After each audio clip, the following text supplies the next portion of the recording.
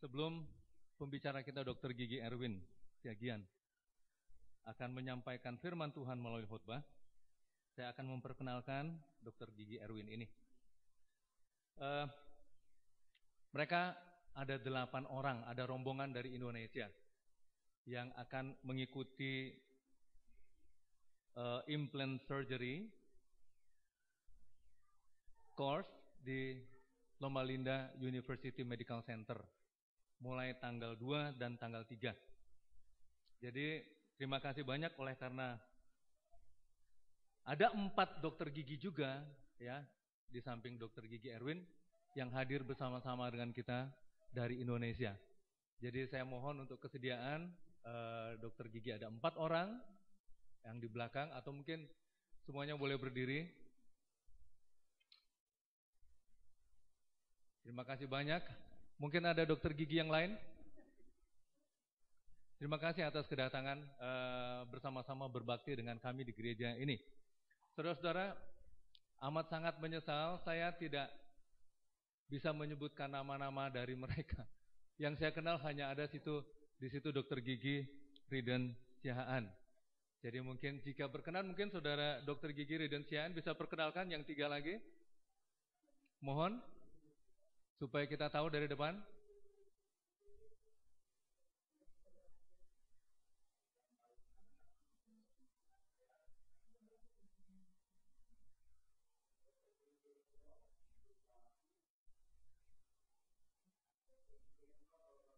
Baik, terima kasih.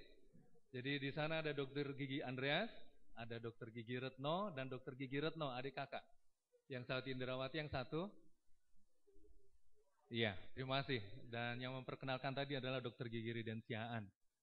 Nah, saudara-saudara, mereka ada 8 dan hari ini juga akan ada datang. Tetapi tidak dapat ke gereja, hanya baru datang dari Indonesia. Dan mereka akan mengikuti implant surgery yang akan dilaksanakan esok. Dan sesudah itu mereka akan mengadakan perjalanan masing-masing. Ada yang mau ke Philadelphia, ada yang mau ke Colorado, ada yang mau ke New York.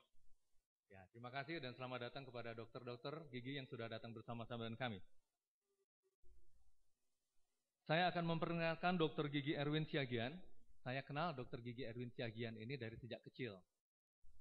Beliau adalah anak pendeta Siagian dan dikaruniakan 4 orang anak, 2 laki-laki dan 2 perempuan. Dan menikah dengan Christine yang sekarang sudah menjadi Nyonya Christine Siagian. Dan mereka tinggal di Jakarta. Dr. Gigi Erwin Siagian ini adalah elder di Jemaat Jelambar. Nah, saudara-saudara sekalian, saya kenal dengan Dr. Gigi Erwin Siahaan ini, saya sebetulnya berutang budi sama dia. Kenapa? Dr. Gigi Erwin Siagian. Ya, saya berutang budi dengan dia. Kenapa? Karena dia yang mengajarkan saya naik sepeda. Jadi pada waktu saya taman kanak-kanak, kalau kami pulang gereja di Padang dan orang tua masih sibuk salam-salam dan lain sebagainya, kami lalu ambil sepeda. Dan ambil sepeda, saya waktu itu masih taman kanak-kanak. Dr. Gigi Erwin duduk di belakang di boncengannya dan pegang stang. Saya yang dayung. Jadi saya berpikir, rupanya nggak perlu belajar naik sepeda. Saya bisa langsung dayung dan bisa imbang. Saya mendayung terus sampai capek. Tetapi pada waktu katanya, coba sekarang kamu sendiri, baru saya jatuh. Jadi rupanya dia yang bisa mengimbangi karena dia duduk di belakang, saya hanya tukang dayungnya saja. Saudara-saudara. Dan itulah yang membuat saya sangat tetap mengingat saudara Dr. Gigi Erwin Siagian ini yang mengajarkan saya untuk sekolah, belajar sepeda, mendayung sepeda dan bisa mengemudikan sepeda. Dan yang tadi menyanyi adalah berenya dari Dr. Gigi Erwin Siagian, yaitu Okta Sitanggang. Dan kita berterima kasih oleh karena Dr. Gigi Erwin Siagian, dia sekarang bukan hanya dokter gigi, tapi dia juga adalah implant surgery. Jadi bagi saudara-saudara mungkin ada gangguan gigi, kalau beliau masih ada di sini, boleh silakan tanya. Ya, gigi-gigi apa yang mau ditanya ya. Mudah-mudahan Dr. Gigi Erwin punya kesempatan ya untuk memberitahukan gigi-gigi apa yang saudara perlukan. Kita terima kasih banyak kepada Dr. Gigi Erwin Siagian yang akan menyampaikan firman Tuhan melalui khotbah kita pada Sabat siang hari ini. Tuhan akan memberkati kita.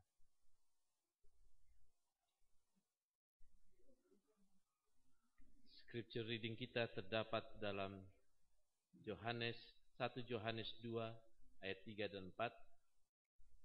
Dan inilah tandanya bahwa kita mengenal Allah, yaitu jikalau kita menuruti perintah-perintahnya.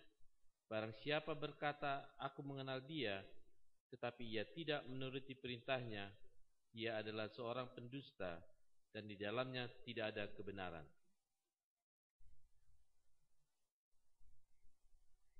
Tuhan bersabdalah padaku.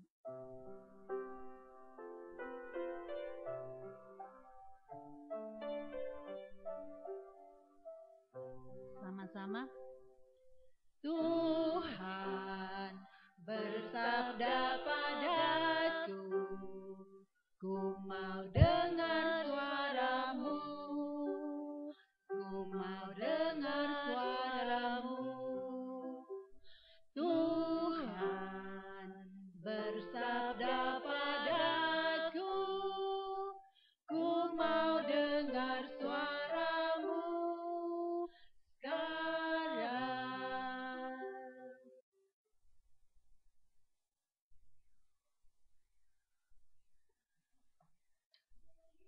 Selamat Sabat saudara sekalian. Saya berterima kasih dapat berdiri di sini. Saya tidak menduga bisa berdiri di sini, sebab 2 minggu yang lalu kami baru pulang dari mengikuti seminar di Beijing. Hari terakhir kami naik ke Great Wall, jadi kaki saya sudah gempor, dan 2 minggu kemudian sudah harus lagi datang ke sini. Saya harap bisa santai-santai, dan itulah sebabnya saya kirim berita lewat Facebook kepada Ibu Uli, Nyonya Manurung ya. Kenapa saya pilih dia? Karena saya tidak bisa lupa sama beliau. Dulu dialah yang menjadi perantara kami waktu saya jatuh cinta pertama. Dialah selalu yang menjadi walaupun tidak berhasil dengan beliau dengan yang kami sebutkan itu ya.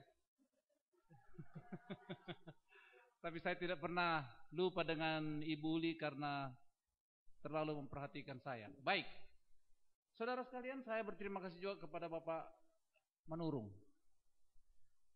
Saya katakan saya mau pengen gereja di tempat kalian, tapi rupanya saya diberi satu perintah baru lagi. Ya, saya terpaksa terima karena dulu pernah kami dimarahi oleh satu orang kaya dulu di Padang, punya Vespa. Satu-satunya Vespa tahun 61, diparkir di dekat rumah kami. Rupanya yang punya Vespa ini masih di dalam gereja. Saya bilang, ayo Lukas, kita engkol Vespanya. Dia engkol terus, saya pegang. Karena sudah ratusan kali dia engkol, akhirnya banjir. Waktu pulang ini, bapak ini gak bisa lagi. Sampai jam 6 sore lah baru dia bisa pulang. Kami sudah lari sembunyi. Ya kan? Saya tidak bisa melupakan, di sini ada beberapa yang terhormat yang saya terpaksa ucapkan, seperti Bapak Besi Hotang. Saya tidak bisa lupa beliau ini dulu. Kami paling salut.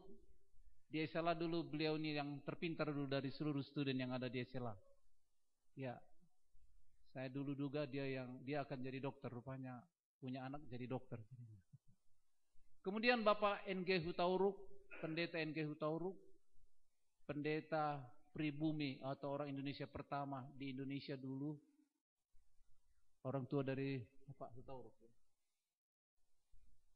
Saya sangat tidak bisa lupakan kebaikan beliau itu dulu kepada kami. Dan saya lihat masih banyak di sini yang saya sudah kenal, saya seperti berada di rumah sendiri. Ada juga Nyonya Sihite, ya. Dan saudaraku sekalian, saya juga berterima kasih karena anak saya tadi, ponakan saya mau bernyanyi untuk kami ya, walaupun menunggu sudah setengah mati tadi. Pada hari ini judulnya, kalau saya tidak salah, ya, berapa harga seorang manusia? Berapa harga seorang manusia? Sebenarnya lebih tepatnya, berapa harga satu jiwa itu? Di Indonesia jiwa kurang berharga, saudaraku sekalian. Minggu lalu saudara dengar itu orang bunuh diri ya, bom bunuh diri. Di Medan lebih ngeri lagi harga satu jiwa, satu orang. Satu kali pernah supir bus, keneknya itu orang Keling. Jadi waktu dia bawa bus dari Tebing ke Medan, dia kencang, jalannya jelek. Keling ini jatuh. Jadi oleh karena dia jatuh, penumpang bilang, supir, kalian jatuh ah. Bahasa Padang ini ya. Keling jatuh katanya, maksudnya si kenek itu jatuh. Terus dia bilang, padialah ganti Medan aja katanya. Maksudnya biar aja di Medan kita ganti. Rupanya maksudnya kaleng dikira supir ini kaleng jatuh, biar aja lah nanti di Medan kita ganti. Rupanya sesampai di Medan dia cari mana keneknya. Rupanya sudah jatuh tadi di jalan. Begitu tidak berharganya manusia di Medan di Indonesia ya. Iya. Tidak berharga manusia. Kami baru dari Cina. Saya lihat negara dengan 1 miliar lebih penduduknya. Di situ juga kurang berharga manusia. Kalau kita masuk ke daerah-daerah yang sangat slam, waduh, bukan main. Tetapi Tuhan melalui hambanya Nabi Ellen G. White katakan bahwa manusia itu sangat berharga. Kalau kita baca di dalam Testimonis jilid 6 halaman 21. Dia bilang begini, one soul is of more value to heaven than the whole world of property, houses, lands, and money. Coba lihat. Ada orang di Indonesia yang mau jual anaknya untuk 1 juta rupiah. Baru-baru ini ada orang datang ke tempat kami mau jual anaknya laki-laki 1.250.000. Saya bilang bawalah anakmu itu, kami kasih uangnya. Terlalu murah harganya. Tapi dikatakan di sini 1 jiwa lebih mahal dari seluruh dunia, termasuk rumah-rumah, tanah, dan uang. Tadi kami baru cerita soal tanah di Indonesia.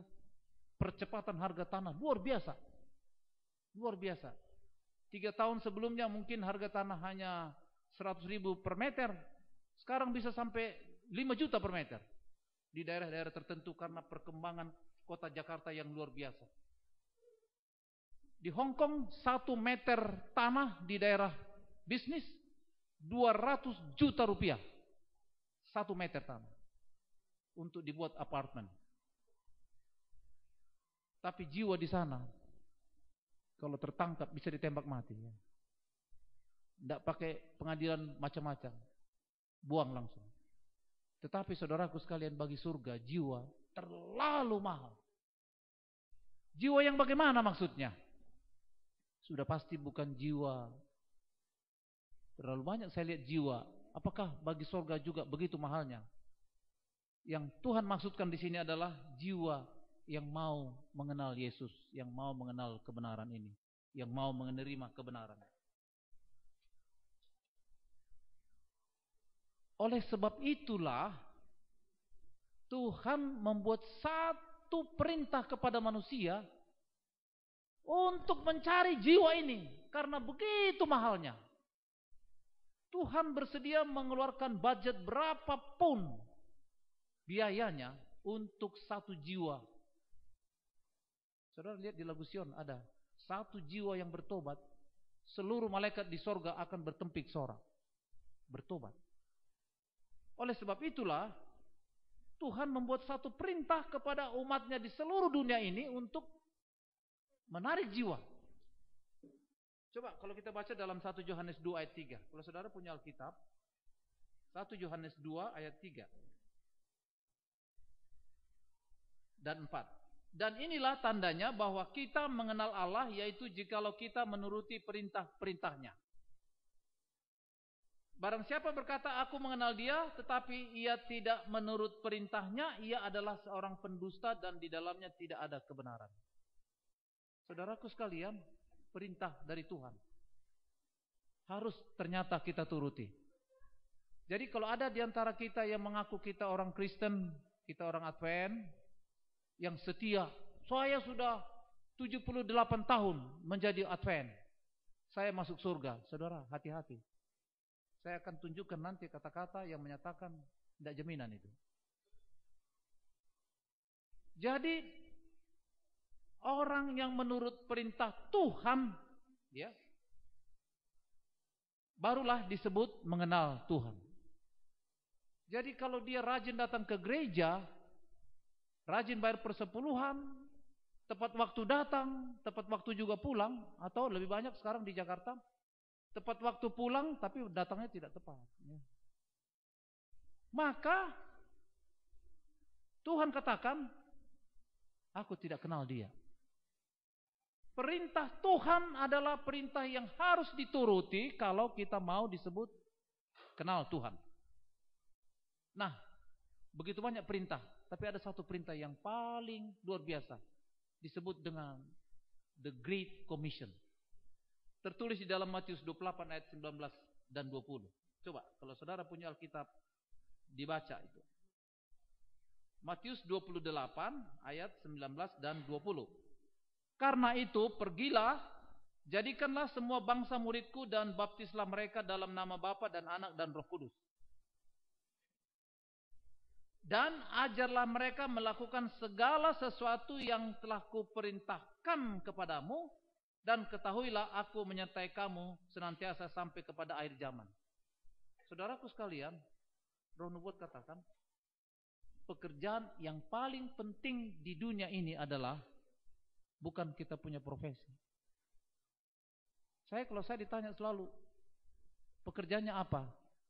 Ya saya nomor 1 penginjil, nomor 2 baru dokter gigi. Iya, karena itu Tuhan katakan. Jadi, karena ini adalah perintah yang paling utama yang harus kita jalankan, maka kita harus lakukan. Saudaraku sekalian, tahun 2004 saya terkena penyakit. Waktu itu saya lagi ikut seminar untuk menjadi orang kaya di Hawaii. Pulang dari Hawaii saya tidak jadi orang kaya, tapi saya dapat penyakit parah. Tahun 2004. Dan dokter katakan masih cukup waktu untuk hidup 3 bulan lagi. Saya pikir 3 bulan lagi kan tidak lama itu kan. Oh tenang aja, masih ada 3 bulan lagi. Saudaraku sekalian, pada saat itulah saya banting setir. Saya lari kepada Tuhan, saya katakan, Tuhan, saya mau berubah, apa yang harus saya lakukan saat ini? Saudaraku sekalian, pada waktu diagnosa ultimatum yang mengatakan saya 3 bulan lagi, lantas saya mulai lakukan adalah membaca firman Tuhan. Saya baca 1 ayat demi 1 ayat setiap hari, setiap pagi, siang dan malam. Saya ajak istri dan anak saya untuk menyelidiki kebenaran ini. Dan ternyata saya sudah terlalu lama tidak peduli kepada perintah-perintah Tuhan. Lantas saya bertanya kepada Tuhan, oh Tuhan, apa yang harus saya lakukan? Tidak lama kemudian, saudaraku sekalian, 6 bulan kemudian, saya dapat ajakan untuk ikut ke ASEAN Convention di Thailand. Kami pergi ke sana dengan istri. Saya bertemu di sana dengan David Gate. Dari situlah saya sadar. Saya sadar dan saya baca. Dia suruh baca Christian Service. Sejak itu Christian Service menjadi buku kegemaran saya setiap hari. Dan baru saya mengerti, tugas kita yang paling penting adalah harus membawakan kebenaran ini atau kabar Yesus kepada orang-orang yang mau menerima dan yang mau mendengar. Lantas saya pikir, kemana saya harus pergi? Kemana harus pergi? Sebab orang terlalu banyak sibuk dengan bisnisnya. Baru kita cerita tentang Yesus, sudah alihkan perhatiannya. Jadi, kepada siapa saya harus pergi, saya pikir. Tidak lama kemudian, saya dapat ajakan dari salah seorang penginjil literatur namanya Bapak Yoce Takaendengan. Kami pergi ke Tangerang. Saudaraku sekalian, sampai di Tangerang, saya bilang, Tuhan, aku mau membawakan Injil ini kepada orang-orang. Tapi kepada siapalah? Kepada orang-orang kaya saya malu, kepada orang-orang pintar saya enggak mampu. Wah, saya cobalah kepada orang yang paling miskin lah. Kebetulan di daerah Kota Bumi, Tangerang, ada di sana satu daerah tempat orang-orang miskin, orang Cina termiskin di Indonesia. Namanya Cina Benteng, ya kan? Cina Benteng. Nah, di sana kami bicarakanlah firman Tuhan. Tapi yang pertama saya bicarakan kesehatan. Siapa suka kita bicarakan kesehatan? Semua tunjuk tangan. Tapi pada waktu tunjuk tangan saya lihat 85% ompong, ya kan? Wah, kalau begitu kesehatan mengenai gigi lah, saya pikir. Tapi gigi yang mana lagi yang mau diperbaiki? Sudah ompong semua, saya pikir. Wah, enggak jadilah. Ganti lagi judul, ya, mengenai makanan yang cocok untuk mereka makan. Barulah saya tahu bahwa di sana ada orang yang sudah 12 tahun hanya makan nasi putih. Enggak ada sayur, enggak ada ikan, enggak ada apa-apa, saking miskinnya. Hati saya terenyuh, saudaraku sekalian. Dan supaya mereka mau dengar firman Tuhan, kami harus bawa makanan. Lantas saya katakan kepada istri saya, bawa makanan. Supaya mereka mau dengar, kasih makanan sampai kenyang, supaya begini-begini terus. Dan akhirnya sesudah dikasih makan banyak, memang akhirnya mengantuk kan, jadi beginilah. Jadi saya senanglah hati saya kan, mereka bilang iya begitu. Saya sampaikanlah kebenaran ini.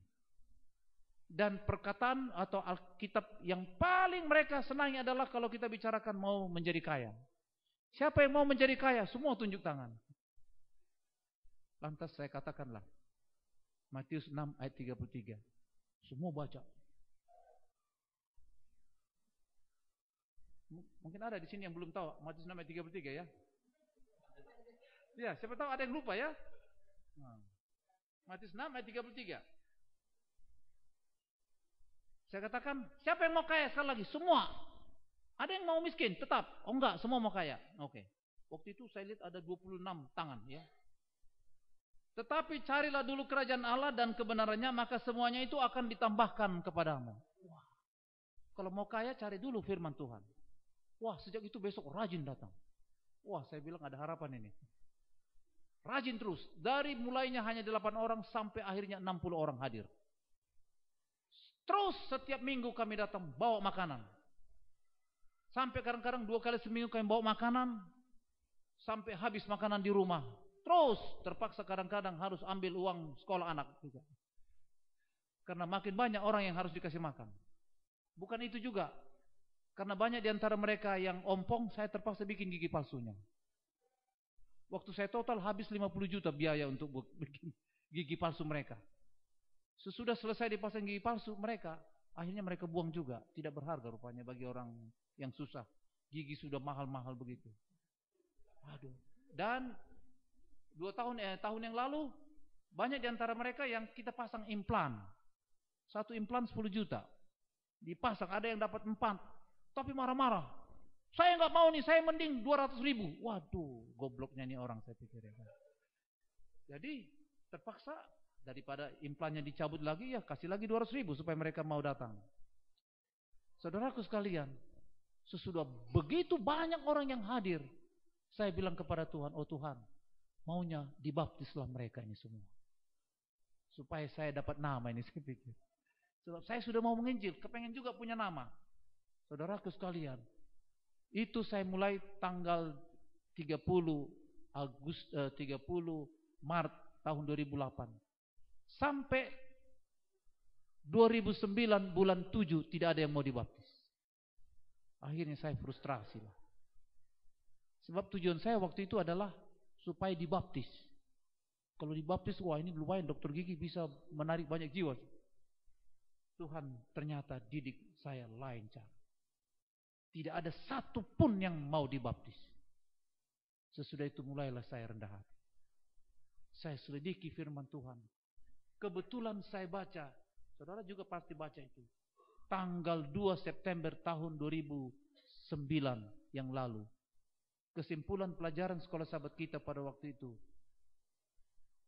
adalah tugas kita bukan membaptiskan orang. Tanggal 2 September tahun 2009. Our mission is not to converse the people. Our task is only to bring the people to Jesus and sow the seed. From there the Holy Spirit will convert. Barulah saya mengerti, oh Tuhan, saya sudah salah selama ini. Barulah saya sadar bahwa tugas kita bukan membaptiskan orang atau menobatkan orang. Tugas kita hanya bagi-bagi aja kebenaran. Bagi duit, bagi makanan, tabur benih, bawa mereka kepada Yesus. Sudah sampai di situ. Dibaptis atau tidak dibaptis itu bukan urusan kita. Akhirnya saya dengan istri saya ambil kesepakatan. Mulai sekarang jangan kita pikirkan lagi dibaptis. Biar saja mereka seumur hidup seperti itu. Makin ramai lantas karena sudah terlalu banyak, kami bawalah mereka retreat satu kali ke Ciawi. Sampai di sana waktu kita ajar, tiba-tiba satu pemimpinnya bilang, dokter, kami mau dibaptis semua hari ini. Hah? Saya kaget. Hah? Pendeta tidak ada, lantas saya telepon ke Jakarta. Datang cepat karena banyak jiwa mau dibaptis di sini. Pendeta dengar, iya. Tapi dalam hatinya, mana mungkin ya kan? Mana mungkin ada orang mau dibaptis, sebab belum pernah sejarahnya gereja kami bisa membaptiskan lebih dari satu orang. Lantas 1 jam lagi saya tanya, sudah siap, sudah mau datang? Oh, kita lagi rapat dulu di majelis. Kok rapat apa lagi? Akhirnya 1 jam kemudian, jam ketiga kita telepon lagi. Ya, kami makan dulu. Rupanya mereka gak percaya. Akhirnya sesudah bertele-tele saya bilang begini, kalau tidak datang 1 jam lagi, saya akan panggil dari pendeta lain. Saya serahkan seluruh jiwa ini ke sana. Larilah buru-buru. 1 gereja datang. Bukan mau membaptis, tapi mereka mau melihat benar atau enggak. Saudaraku sekalian, pada waktu mereka lihat sudah siap semua yang mau dibaptis, pendeta mulai bikin pertanyaan. Kan kalau mau dibaptis kan harus ditanya dulu kan. Apakah kamu menerima Yesus sebagai juru selamat pribadimu? Iya kan? Semua ditanya di dalam buku peraturan jemaat untuk calon yang mau dibaptis. Pada waktu itu saudaraku sekalian, kalau saya tidak salah, ada 100 pertanyaan yang dibuat. Biasanya berapa itu pendeta Hutauru? Ya? 13 ya. Dari sana sudah dapat berita 13. Sengaja dibuat 100, maksudnya berguguran lah ini orang, sebab gak yakin mereka. Mulai ditanya jam 4 lewat dan akhirnya jam setengah 7 malam baru berhenti pertanyaan. Semua bertahan. Saya sudah menangis dari jauh, saya bilang, Tuhan tolong mereka ini. Tolong ini, kenapa ini pendeta ini sengaja ngerjain orang ini. Saya dapat cerita juga dari David Gay. Pada saat jiwa-jiwa mau menerima Yesus, seringkali hamba Tuhan pun mau menghalangi. Betul. Akhirnya menyerah dan dibaptislah semua. Malam itu majelis kumpul memutuskan, lahirlah cabang Sekolah Sahabat Kota Bumi. Saya menangis saudaraku sekalian. Dan sejak itu gereja pun jadi bersemangat. 6 bulan sebelum dibaptis mereka, ibu saya, temannya ibu Rafida ini, kakak Rafida ini, pernah dipegang tangan saya karena saya mau berangkat ke Kota Bumi. Dia bilang, Erwin, ai mahuru hotusi. Nah, yang murtad doho katanya. Mengapa kau ke situ Erwin? Kau mau murtad? Bukan tugasmu itu menginjil. Lah tugas siapa? Saya bilang ini perintah ini. Tugas semua orang. Loh, mana kan istri pendeta? Ya tapi nggak mungkin lah, ngapain kau di situ pergi bikin kacau kau di situ, kata ibu saya. Tapi sesudah dibaptis mereka, ibu saya sayang sekali sama saya sampai hari ini. Ternyata talenta orang tua saya bisa kami teruskan. Saudaraku sekalian, ada banyak faktor juga yang memaksa kita harus menginjil dan membawa jiwa.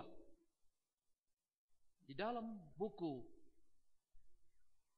Testimonies jilid 9 halaman 103 dikatakan begini. If we are not ready to save the souls who are ready to perish, how can we be counted worthy enter into the city of God? Kalau kita tidak bersedia berkorban untuk menyelamatkan jiwa mereka, bagaimana kita bisa disebut layak untuk masuk ke dalam kerajaan sorga, saudaraku? Tidak ada orang yang tiap masuk kerajaan sorga, orang yang tidak punya jiwa yang dia bawa. Itulah sebabnya selalu ditanya, adakah bintang di mahkotaku? Karena Tuhan berikan satu persyaratan. Kita harus bawa jiwa. Dan di dalam buku Testimonis jilid 9 juga halaman 100 dikatakan begini.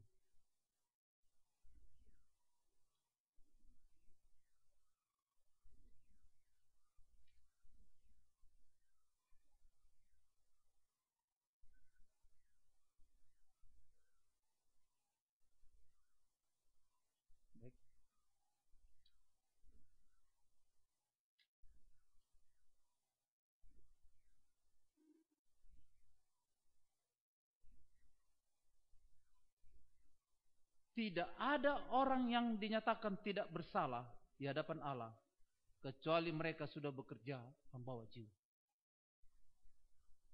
Dan di dalam buku Acts the Apostle halaman 134, tidak ada satu jiwa pun yang bebas untuk menarik jiwa. Jadi rupanya sesudah saya pelajari, akan ada jiwa yang tidak pernah masuk ke sorga atau menerima kebenaran bila mana ada satu di antara kita yang tidak ambil bagian, yang tidak pernah akan dikerjakan oleh orang lain. Saya baru sadar itu. Anak saya, istri dan anak-anak kami semua ikut menginjil setiap hari Sabtu dan Rabu. Saudaraku sekalian, anak-anak saya itu paling gak suka ke Kota Bumi. Kenapa? Karena harus duduk di lantai, panas, ya, sengsara begitu ya. Sedangkan kalau di gereja kami full air condition ya. Lantas kalau sudah mau berangkat ke Kota Bumi, anak saya sudah begini semua mukanya. Tapi apa boleh buat, karena bapaknya yang paksa, hadirlah selalu. Duduk saja, duduk begitu. Rupanya sesuatu saya baru mengerti. Ada satu anak muda yang datang dan dibaptis menerima Yesus hanya karena melihat anak saya duduk. Kayak pengen dia rupanya jadi seperti anak saya duduk begitu. Dibaptis. Dan tahu ke saudara, oleh karena dia mau dibaptis, mengamuklah satu keluarganya. Dipukul ada ini pakai pipa. Dipukuli. Tetap dia bertahan. Di sekolah dia dipecat. Dia tetap bertahan. Akhirnya dia sekarang sudah sekolah di Kramat Pulau dan tinggal di rumah kita. Dan sekarang menjadi koster gereja. Dan setiap hari Rabu dialah pemimpin acara di gereja. Termasuk orang yang sudah 60 tahun jadi anggota pun dia yang pimpin sekarang. Kalau ada anggota yang malas, dia bilang kita harus rajin datang ke gereja. Saya menangis. Saya bilang kepada anak saya, terima kasih nak kamu ikut. Walaupun kamu diam-diam, ternyata ada jiwa yang masuk. Saudaraku sekalian, kita tidak menyangka bagaimana caranya jiwa itu masuk. Rupanya Tuhan mau, entah bagaimanapun caranya kita, apakah kita duduk saja terus, tapi berdoa. Saudaraku sekalian, jiwa akan datang. Ibu saya tanya, dia bilang, Erwin mati nama ubah, katanya. Erwin mati laku. Saya bilang, Ma, jangan dulu. Karena masih ada tugas mama. Mengapai tugasku? Menginjil ke Kota Bumi. Mana mungkin saya bisa jalan ke sana? Saya sudah di kursi roda, di rumah berdoa. Tahun 2009 yang lalu, ibu saya sakit keras. Dan kami sudah dikumpul semua anak-anaknya, saudaraku sekalian. Satu persatu kami diminta menyampaikan kata-kata kepada mama ini, kata-kata terakhir. Mulai dari yang paling kecil, cucu-cucunya, kemudian anak-anaknya. Semualah sampaikan kata-kata, maafkan saya mama, maafkanlah saya. Ya, semualah begitu. Pas giliran saya bilang, Mama bangun. Mama perlu berdoa. Minggu depan ada yang mau dibaptis lagi di Kota Bumi. Saudaraku besok pulang ke rumah. Itu tahun 2009, gak jadi mati sampai sekarang. Tunda. Karena saya dengar di Cina juga sudah peti mati di situ. Batal mati. Kenapa? Karena menginjil mereka. Saudaraku sekalian, kalau ada yang sakit keras, kasih tahu, suruh menginjil supaya batal mati. Saya sudah rasakan. Dr. Tagor sudah bilang, Win, 3 bulan. 3 bulan tahun 2004. Sekarang sudah 7 tahun. Saudaraku sekalian, kalau kita berikan talenta kita, hidup kita, termasuk harta kita kepada Tuhan, Tuhan akan lipat gandakan. Pada waktu saya sakit, tidak bisa bekerja. Ini orang tuanya ponakan saya, Okta. Sebab yang lain miskin, ya termasuk mereka lah kita minta uang, pinjam sampai 100 juta supaya saya bisa hidup, beli obat. Semua rumah saya sudah habis. Tapi saya dapat pemikiran dan dapat keyakinan kalau saya lakukan pekerjaan Tuhan, pasti Tuhan ganti yang hilang. Akhirnya saya bayar hutang saya kepada orang tuanya. Rumah saya habis. Saudaraku sekalian, dulu waktu saya kerja keras pagi siang malam, saya bisa beli rumah 4 habis. Tapi sekarang saya kerja lebih banyak menginjil, saya bisa dapat 4 kali lipat dari yang dulu saya cari. Kalau saudara berikan hati saudara, waktu saudara, termasuk harta saudara kepada Tuhan, saudara bukan hanya dapat kesehatan, saudara akan punya apapun yang saudara butuhkan. Percayalah, saya sudah alami. Saya dengan teman-teman saya di sini, dokter-dokter. Ada di sini juga Dokter Andreas dengan Dokter Riden. Kebetulan 2 dokter lain lagi kami baru ketemu. Tapi pengalaman kami sama. Sudah berapa bulan kita ini enggak kerja-kerja ini. Sedangkan kami ini seperti buruh harian ini. Kerja pagi untuk makan malam, ya kan? Walaupun banyak anak sekolah juga mesti kerja untuk bisa bayar.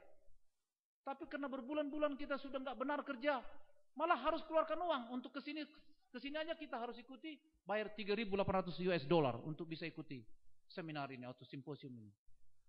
Tapi Tuhan berikan terus. Tuhan berikan. Tuhan berikan. Malah pada saat keuangan kami merosot, saya bikin target besar. Saya bilang kepada istri saya, mari kita berdoa. Kita harus beli gedung gereja di kota bumi. Berapa harganya? Murah. Cuma 800 juta saya bilang. Terus satu lagi mobil kita mesti beli. Saya sudah tanya, saya sudah lihat warnanya, saya sudah pilih. Pak, kapan dikasih down payment? Saya bilang tunggu dulu. Tuhan belum kasih sama saya. Terus satu lagi Avanza, van ya. Kita butuh untuk gerak cepat. Saya tanya berapa harganya? 170 juta. Lantas saya suruh datang ke rumah salesnya. Sudah dilihat semua sudah tanda tangani. Uangnya belum saya kasih. Saya bilang tunggu, saya belum dapat uangnya. Kapan mau dikasih? Tenang aja, tenang. Saudaraku, saya sudah alami. Kalau kita dahulukan pekerjaan Tuhan, Tuhan pasti berikan. Tuhan pasti berikan. Oleh sebab itu, saya mengajak saudara. Kita harus mempunyai satu visi atau satu komitmen untuk menginjil.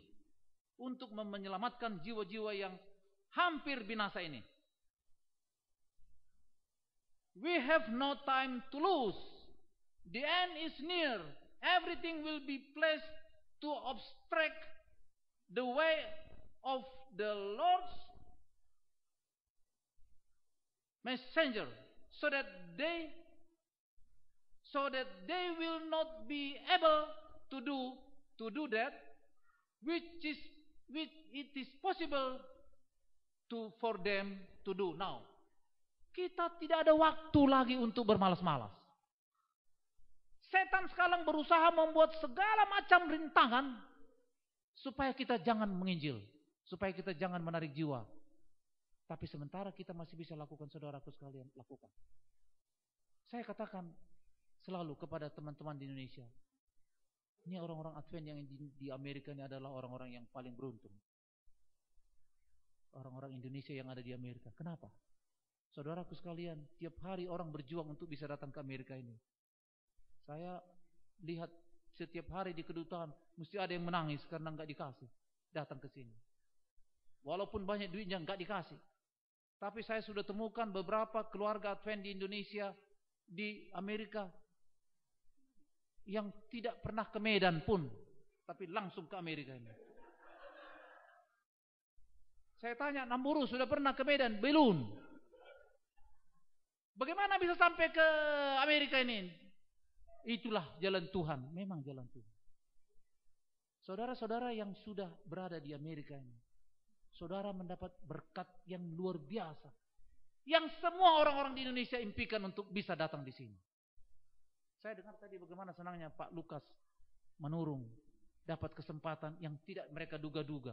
Pantas saya lihat berapa tahun yang lalu, ini kok hilang melulu sebab biasanya selalu saya ketemu dengan mereka berdua. Tapi ini sudah bertahun kok nggak ada namanya. Baru saya lihat di Facebook. Waduh, sudah enak-enak di Amerika. Saudaraku sekalian, saudara berada di sini. Tuhan sudah kirimkan saudara. Dengan satu maksud. Bukan untuk enak-enak saudara. Bukan hanya untuk mengumpulkan harta. Tidak. Untuk dibagi kepada penginjilan di Indonesia. Sebab kalau saudara menginjil di sini mungkin susah. Kenapa saya katakan susah? Saudara bekerja ada yang sampai malah, saya lihat saya punya adik dulu bekerja sampai 3 shift. Jadi saya bilang tidurnya di mana? Di lampu merah. Jadi waktu merah, semua buka mata di jalan, pindah ke shift yang lain. Sampai di sana pulang, masuk lagi shift berikutnya di lampu merah tidur. Uang memang banyak. Tapi saya lihat sesudah begitu lama, kemana uang itu?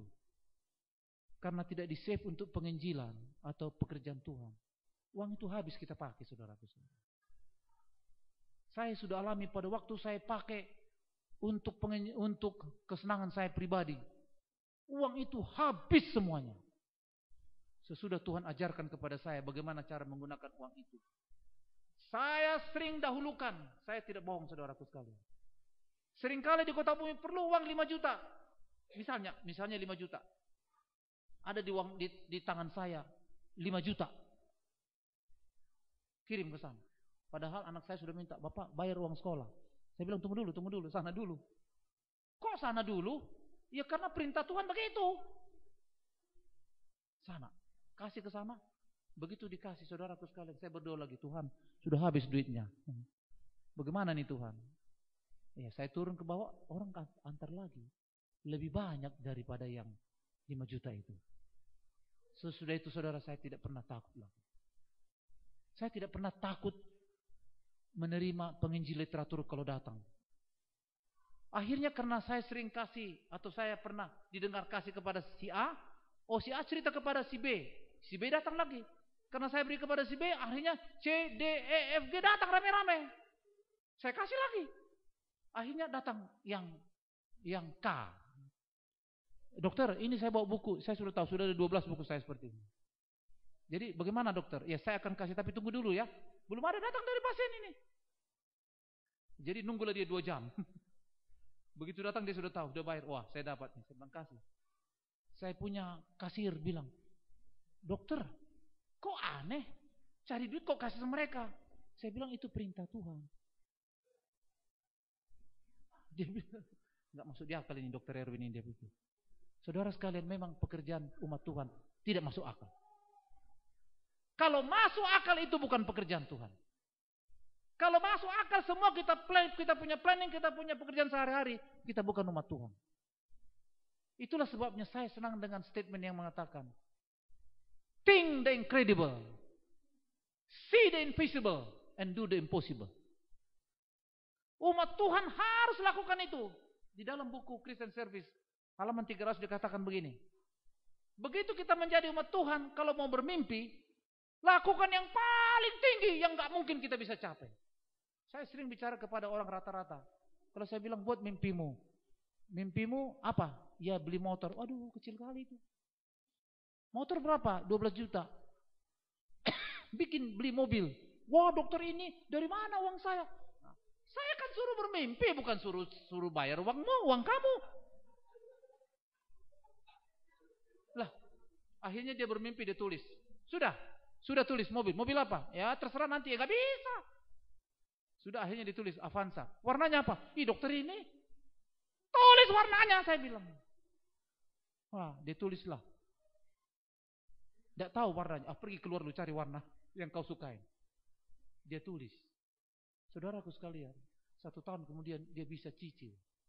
Memang dia bisa cicil karena kantornya, perusahaannya maju dan gajinya naik. Tidak pernah dia impi-impikan itu. Nah sekarang tugas berikutnya saya bilang, ya apalagi dok? Mau beli mobil? Bukan. Mobilmu pakai untuk pekerjaan Tuhan. Saudaraku sekalian, segala harta yang dititipkan kepada kita bukan milik kita itu 100%. Kita hanya seperti administrator aja. Seperti tukang tulis saja. Saudaraku sekalian, apapun yang Tuhan titipkan kepada saya, kalau mau dipakai, kasih. Saya baru beli mobil bagus. Rupanya kurang mobil, terpaksa untuk bawa orang kampung. Istri saya bilang, aduh gimana nih nanti orang kampung masuk. Ya apa boleh buat, Tuhan sudah kasih supaya orang kampung itu merasakan mobil yang bagus. Masuklah mereka, saudaraku, langsunglah kena lumpur itu kursi yang selama ini kami jaga-jaga. Saudaraku sekalian, akhirnya saya bilang, Tin, ini sudah kotor semua mobil ini. Terpaksa kita mesti beli yang jauh lebih mahal lagi. Oh, supaya mereka naik. Ya, supaya mereka naik lagi. Saudaraku sekalian, hati kita bahagia. Pada saat kita berikan harta kita. Pada saat kita berikan talenta kita kepada Tuhan. Pada saat kita berikan waktu kita kepada Tuhan. Uang kita. Perasaan kita bahagianya luar biasa. Dan pada saat itulah seluruh penyakit lari dari saudara. Percaya. Pada saat itulah penyakit tidak mau bertahan tinggal di tempat saudara atau di tubuh saudara. Dia bilang, gila ini orang ini, nggak bisa ditakut-takutin. Saya pernah buka klinik, Ibu Uli sudah lihat itu dengan Pak Manurung. Di satu tempat untuk merawat penyakit-penyakit kritis. Dan yang paling banyak adalah penderita kanker stadium 4. Hanya dalam tempo 1 minggu penuh ruangan itu. Semua kamar penuh, fully book. Lantas terpaksa kontrak lagi di sebelah. Mulailah kita ajarkan hati yang gembira. Mazmur 17 ayat 22. Dia marah. Bagaimana dokter bisa gembira kalau saya sakit? Justru itulah kamu harus gembira. Wah, enggak mau. Marah. Mati. Yang lain kita ajar lagi. Wah, dia bilang kalau saya sembuh baru saya gembira. Mati. Mana? Adalah yang mau gembira. Dokter, bagaimana nanti kalau saya enggak sembuh? Itu bukan urusanmu. Urusanmu adalah gembira. Ketawa terus. Ketawanya bagaimana? Ya seperti orang gila. Bagaimana saya bisa ketawa kalau enggak lucu? Justru karena enggak lucu lah kita harus ketawa. Orang normal ketawa karena lucu. Tapi orang kalau mau sembuh, ketawa saja. Tugas kita itu saja. Waktu saya sakit, setiap pagi saya ketawa. Anak saya sudah ngintip. Mereka sudah tahu, jam-jam 6:30 saya sudah mulai ketawa, setengah jam. Saya ikut Mazmur 17 ayat 22. Amsal 17 ayat 22. Hati yang gembira adalah obat yang paling mujarab. Saudaraku sekalian, sesudah saya ketawa terus. 1 tahun kemudian saya lapor kepada dokter, ahli bedah kanker. Foto. Pada waktu di foto, itu ahli radiologi panggil saya. Pak Erwin, boleh saya bicara? Jantung saya begini, ada apa ini saya pikir. Boleh saya tanya? Satu pertanyaan, boleh? Kemana rusuk Bapak? 2. Saya ingat dulu Adam hanya hilang 1 ya. Ini kok hilang 2 saya pikir. Saya bilang, Pak, diambil. Oh iya, itu saja sudah. Dia bingung. X-ray-nya itu saya bawa ke dokter Tagor, dibaca. Win, 5 tahun lagi kamu tidak apa-apa, lupakan penyakitnya itu. Saya bilang, Bang, sekarang saya sudah lupakan. Saudaraku sekalian, kalau kita nggak percaya dengan apa yang Tuhan lakukan, mampu lakukan, kita sebenarnya sedang menghina Tuhan. Saya sudah melihat orang-orang yang sakit yang tidak bisa sembuh karena selalu memaksakan pikirannya untuk dokter sembuhkan saya. Bukan. Dokter bukan menyembuhkan, dokter hanya melakukan tugasnya untuk memberikan obat. Yang menyembuhkan adalah Tuhan. Itulah sebabnya kabar baik ini perlu kita ceritakan kepada orang lain. Sesudah kami buka cabang sekolah sahabat di Kota Bumi, saudaraku sekalian. Mereka yang menunya rendah, yang setiap kali kami ke sana semuanya sakit. Ya kita mesti bagi-bagi obat dulu. Sekarang tidak ada lagi yang sakit. Walaupun 99,9% orang miskin. Apa rahasianya? Kami rubah menu mereka. Tidak boleh lagi ada goreng-gorengan. Tidak boleh lagi ada daging. Tidak boleh lagi ada gula dimakan banyak-banyak. Garam hanya sedikit. Yang paling banyak air putih dengan sayur. Kalau sayurnya, sayur apa dong? Saya bilang apa yang sayur paling murah di situ? Singkong, singkong. Kalau ada yang gratis di pasar, ambil aja itu, makan. Ya. Siang-siang sayur di pasar itu gratis dibuang untuk babi.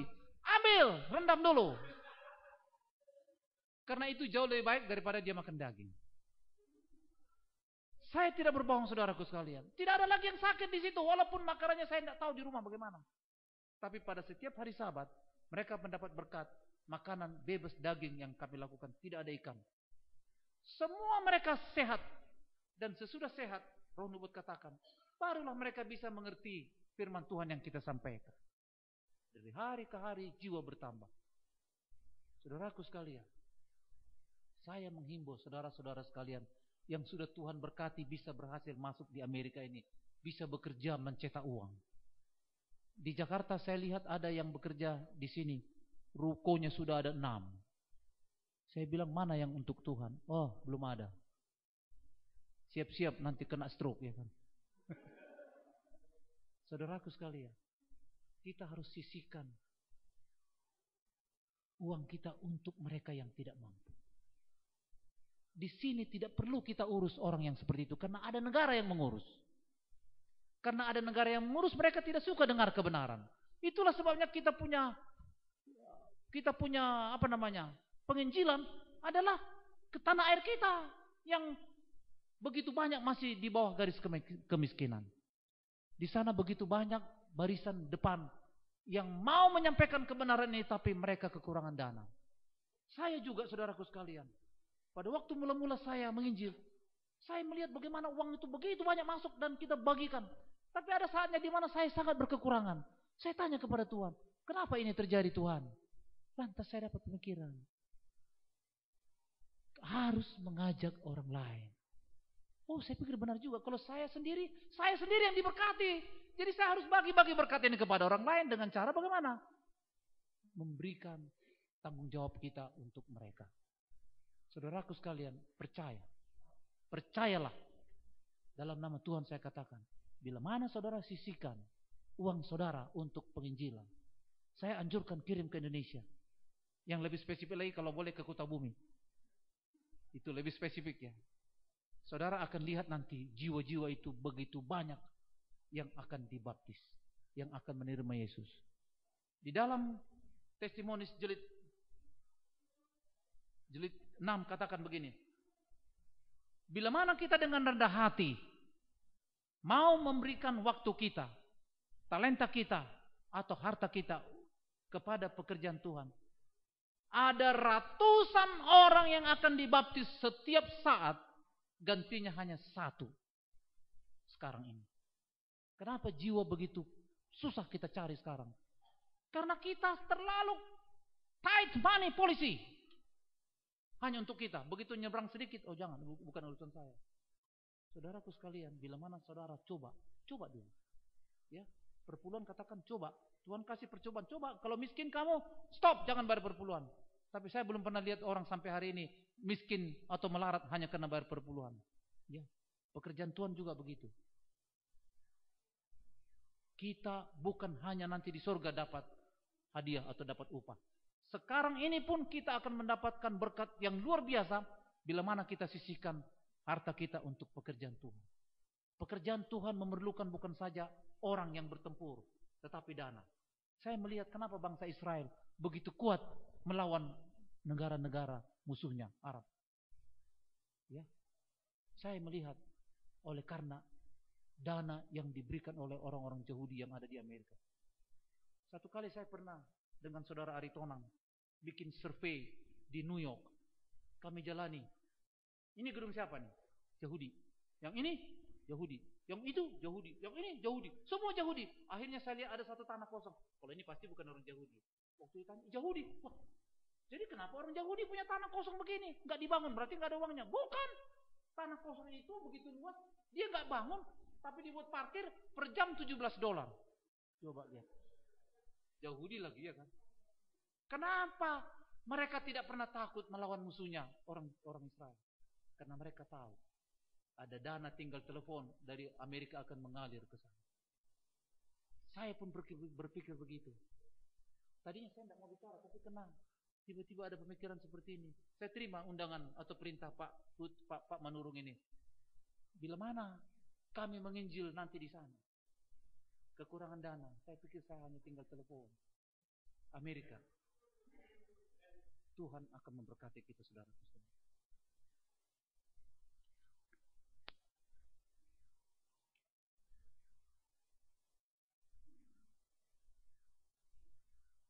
Alasan lain yang terakhir, mengapa kita menginjil? Yehezkiel 3 ayat 18 dan 19. Saudara punya Alkitab, baca. Ini ayat terakhir yang saya mau sampaikan. Yehezkiel 3 ayat 18 dan 19.